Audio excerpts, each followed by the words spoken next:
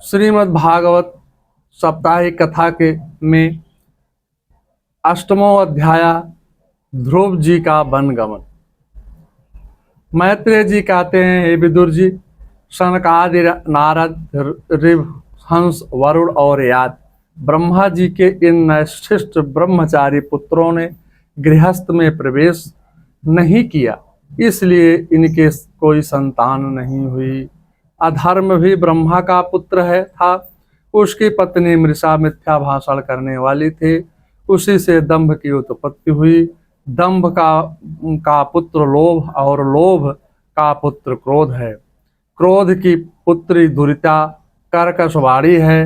कर्कशवाणी का प्रयोग कभी नहीं करना चाहिए। भागवत का उद्देश्य इंद्रियों को हरि के रस में डुबोना है। अब अर्थ प्रकरण का प्रारंभ होता है। शांति संपत्ति से नहीं मिलती, किंतु संयम सदाचार अच्छे संस्कारों से मिलती है। मैत्रेय जी अब ध्रुवख्यान का प्रारंभ करते हैं। इसमें उत्तानपाद की कथा जीव मात्र की कथा है। प्रियम्रतो उत्पानपादो शतरूपापते सुतो वासुदेवस्य कलयम रक्षा जगतम स्थितो।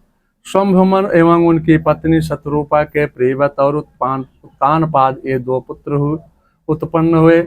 प्रियव्रत के वंश का वर्णन 5वें स्कंद में आया है। अब उत्तानपाद के वंश का वर्णन करते हैं। उत्तानपाद की 2 रानियां थी, एक सुनीत और 2 सुरुचि थी। सुनीत का पुत्र ध्रुव और सुरुचि का पुत्र उत्तम है।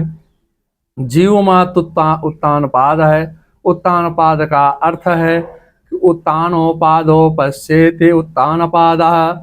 माता के गर्भ में सभी जीव उत्तानपाद हैं। उत्तानपाद हैं।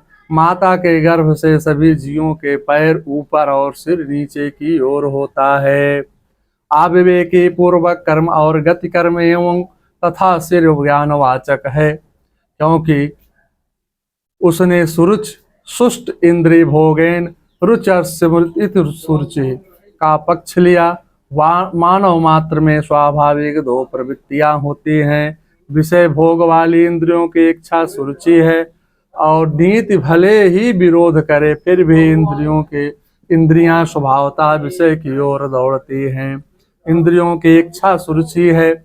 नीति भले ही विरोध करे फिर भी इंद्रियां स्वभावतः विषय की ओर दौड़ती हैं। रुचि का अर्थ है मन पसंद इच्छा। मन जो भी मांगे उसके अनुसार जो चलता है वह जीव रुचि का दास है। जो भोगों में लीन होने के कारण अत्यंत आतुर बना रहता है, जीव का रुचि से प्रेम होता है, उसे सुनीति कैसे प्यारी लग सकती है। मनुष्य मात्र को सुनीत नीत सदाचार संयम से अधिक प्रेम नहीं है।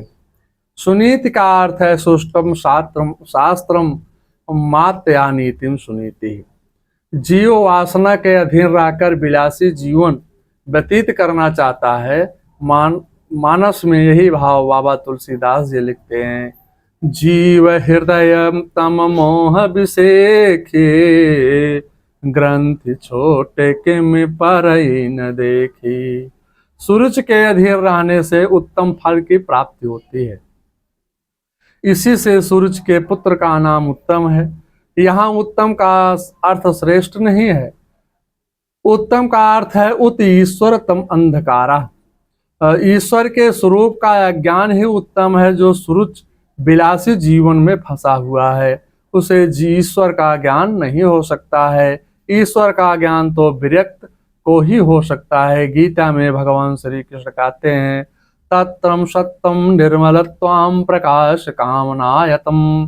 गीता के 14वें अध्याय का 6वां श्लोक का सूक्त है। उत्तम सुख क्षणिक विषय आनंद है। सांसारिक विषयों के सुख का आभास खुजली की तरह है।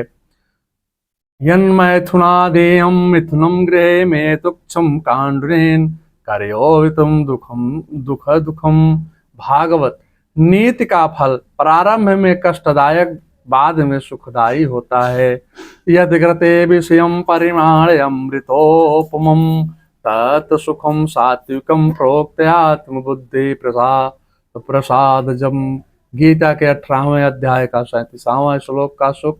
मानस में यही भाव बाबा जी लिखते हैं, सुमति कुमति सब के उर रहई, नाथ पुराण निगम अस कहीं। सुनीत से जीवन पवित्र होता है। सुनीत का फल है ध्रुव। ध्रुव का तात्पर्य है जो अविनाशी रहता है। अत्यंत सुख ब्रह्मानंद का भी नाश नहीं होता है। जीव जब ब्रह्मानंद की ओर जाता है तब सुरुच विघ्न करती है। मानस में बाबा जी लिखते हैं, आवत देखहि विषय बयारे, ते हठ देहि कपाट उधारी। एक दिन उत्तानपाद सूरज के साथ सिंहासन पर बैठकर उत्तम को गोद में लेकर खिला रहे थे।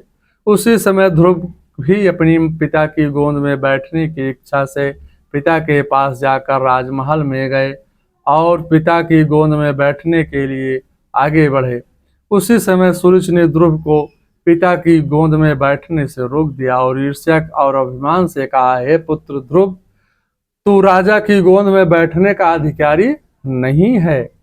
ध्रुव ने अपने पिता से विनम्र भाव में पूछा, मेरी माँ सुनीत की कोख में कौन सा दोष आ गया है जिसके कारण मैं आपकी गोद में नहीं बैठ सकता हूँ। इस पर भी माता सुरुचि ने कहा कि तूने मेरी कोख में जन्म नहीं लिया है। जीव के पास जब भी भजनानंद होता आता है तब सुरुच बाधा उत्पन्न करती है। सुरुच ने सोचा, जीवात्मा राजा को ध्रुव भजनानंद मिलेगा तो वासना धीन हो नहीं होगा। इसलिए राजा को सुरुच ने पुत्र ध्रुव को गोद में लेने से रोक दिया। राजा कामाधीन स्त्री से डरता है। कामासक्त पुरुष की यही दशा होती है। सुरुच ने फटकार कर कहा, ध्रुव से कहा, तापसम आराध्यम पुरुषम तस्यो अनुग्रहेण में, गर्भे तुम साध्यात्मम अधीक्षस नृपासनम। हे ध्रुव, तेरी माता सुनीत रानी नहीं दासी है, इसलिए तुझे यदि राज सिंहासन पर बैठना है तो पहले तपस्या द्वारा भगवान की आराधना करके उनके अनुग्रह से तू मेरे गर्भ में जन्म लेगा, तब इस सिंहासन पर बैठने का अधिकारी होगा। हे विदुर जी, जिस प्रकार डंडे की चोट खाकर सांप फुफकार मारने लगता है, उसी प्रकार सौतेली माँ के कठोर वचनों से घायल होकर ध्रुव क्रोध में मारे लंबी लंबी सांसें लेने लगी। माँ तो शपथपन्नम दुरोक्तम विद्यवासनम रुषा दंडः तो यथा ही। वस्तुतः यहाँ दो दिशाओं का संकेत है। एक भोग की ओर ले जाने की इच्छा सूरज की है, दूसरी योग की दिशा सुनीत की है। व्यक्ति इंद्रियों का दास होने के कारण सूरज का ही पक्ष लेता है, इसलिए इसी से जीव दुखी होता है और फिर उस जीव के जीवन का परम सत्य ध्रुव जो अविनाशी है वह निकल आता है। सुरुचि के तप का उद्देश्य सुरुचि के गर्भ में आना, दूसरा उद्देश्य प्रभु के अनुग्रह पर पर्यावसान। भगवान भी ऐसा नाशवान राज्य नहीं दे सकते। भगवान तो गीता में कहते हैं, ददाम बुद्धि योगम तेने माम ते। गीता के 10वें अध्याय का 10वें श्लोक का सुख। भगवान प्रसन्न होने पर धन नहीं सात्विक बुद्धि देते हैं। तीसरी भोग की ओर प्रवृत्ति करना मृत्यु को बढ़ाना है। ध्रुव को अध्रुव करना, यही इंद्रिय रुचि का पक्ष लेने का अर्थ होता है। बालक ध्रुव भी माता के दुर्वचनों से व्यथित होकर के रोता हुआ अपनी माता सुनीत के पास गया। सुनीत ने कहा, हे बेटा, क्यों रोते हो? बालक संस्कारी है इसलिए चुप है। माता के बहुत पूछने पर ध्रुव ने कहा, हे माता, मुझे सच सच बता, मेरे असली पिता कौन है? सुनीत ने सूरज की निंदा न करते हुए कहा, हे बेटा, तेरी भी माता ने सही कहा है, तेरे असली पिता नारायण ही है। उन्हीं की तपस्या में तन्मय होकर लग जा। मां मंगलम तात परेशमत्तम भुंगे जनो यत पुरुम दुखस्ता। हे बेटा, विमाता की बात का बुरा मत मानो। कोई किसी को दुख नहीं देता है, अपने प्रारब्ध के अनुसार सब कुछ होता है। जिसके भाग्य में जितना लिखा है और जितने प्रकार के दंड लिखे हैं और जिसके द्वारा लिखा हुआ है वो सब उसको प्राप्त होगा। इसमें भगवान का कोई दोष नहीं है, ना तो आपकी अपनी माता के प्रति है। तुम ध्रुव हो, वह राज सिंहासन तो अध्रुव है, अविनाशी है बेटा। तमेव वस्त्रायं भृस्तवत्सलं मोक्षं विदपाद्य पद्यतम् अन्ये भावो निज धर्म भाविते मनवापास्तं भजस्य पुरुषम। हर की शरण लो, उसी से तुम्हें उत्तम पद प्राप्त होगा। उन्हीं के दर्शन से तुम्हारे समस्त दुख दूर होंगे। माता सुनीत ने बालक को परमात्मा की ओर कर दिया। सा नित्यम आत्मनम निश्चयम क्रमात् पिता पितो पुरात। ध्रुव पिता के घर से तुरंत निकल गए। भगवान की ओर जाने का निश्चय होते ही परम दयाल प्रभु तुरंत संत के भेष में प्रकट हो जाते हैं। अगर कोई प्रभु से मिलने जाए तो किसी न किसी बहाने किसी किसी के भेष में उसको व्यक्ति को रास्ते में ही प्रकट हो जाते हैं। भगवान की ओर जाने का निश्चय होते ही इसलिए परम दयाल प्रभु तुरंत संत के भेष में प्रकट हो जाते हैं। श्रीमन नारायण का करते हैं कि प्रकट हो गए। पहले तो उन्होंने समझाया, गुरुदेव पहले शिक्षा देते हैं, बाद में दीक्षा लेते हैं। नारद जी ने 12 अक्षर मंत्र दिया और तपस्या की विधि बतलाई। ओम नमो भगवते वासुदेवाय। इसी भाव को श्री रामचरितमानस में तुलसीदास जी लिखते हैं, पुण्य पुंज बिनु मिलहिन संता, सतसंगति संस्कृति करंता। बिना पुण्य के संत प्राप्त नहीं होते हैं। नारद जी ने मस्तक पर हाथ फेरा। ध्रुव को लगा कि यहाँ मार्ग में एक और माँ मिल गई है। जन्मदाता माता स्तनपान कराती है, गुरु रूपी माँ स्तनपान छुड़ाती है। नारद जी ने कहा, हे बेटा, जैसे तुम्हारी माता ने तुम्हें उपदेश दिया है वैसे ही करना। नारद जी ने कहा, यमुना तट पर स्थिर तुम वृंदावन जाओ, वहां भगवान की मूर्ति का ध्यान 12 अक्षर मंत्र का जाप करो।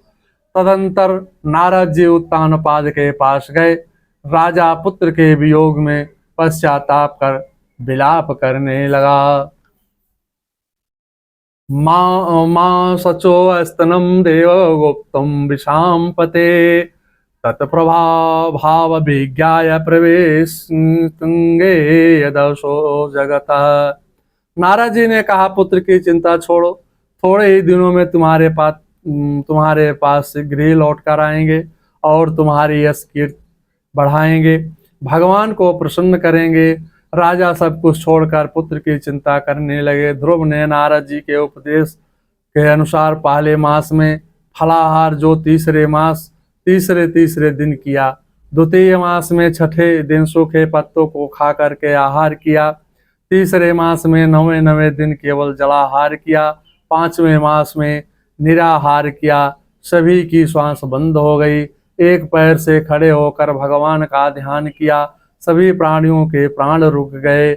देवताओं ने भी भगवान से निवेदन किया। भगवान ने कहा, डरो मत, ध्रुव प्राण को रोककर मुझ में तन्मय हो जा। मैं अभी जाकर उसे तपस्या से विरक्त करता हूँ। तुम अपने अपने स्थान पर जाओ। तीनों लोग कांपने लगे। ब्रह्मधार्यासम त्रयोलोकाश्चांकाम फिरे। देवताओं ने माया का प्रकोप कर सिंह व्याघ्र आदि के डर से उत्पन्न करके ध्रुव की तपस्या में विघ्न डालना चाहा, परंतु भगवान के ध्यान में तन्मय ध्रुव ने देखा तक नहीं। भगवान ने गीता में कहा है, मामेव मनम अधमस्य मम बुद्धि निवेश्या। गीता के 12वें अध्याय का 8वें श्लोक का सूक्त है, जो मेरे मन में अपने मन बुद्धि को लगाता है उसे मेरी शीघ्र प्राप्ति हो जाती है। इस प्रकार भगवान ने देवताओं को आश्वासन देते हुए कहा, डरने की जरूरत नहीं है। ध्रुव ने मुझ पर विश्वात्मा के चित्त में लीन कर दिया है। साधुते हो इन कारज हानि। मानस में बाबा जी लिखे हैं, संतों का स्वभाव है वह किसी को हानि नहीं पहुंचाते हैं। श्रीमद् भागवत साप्ताहिक कथा के चतुर्थ स्कंद का दूसरे दिन का अष्टम अध्याय कथा समाप्त होती है। ओम जयंती मंगला काले भद्रकाली कपालिनी दुर्गा क्षमा शिवा धात्रे स्वाहा स्वधा नमस्तुते।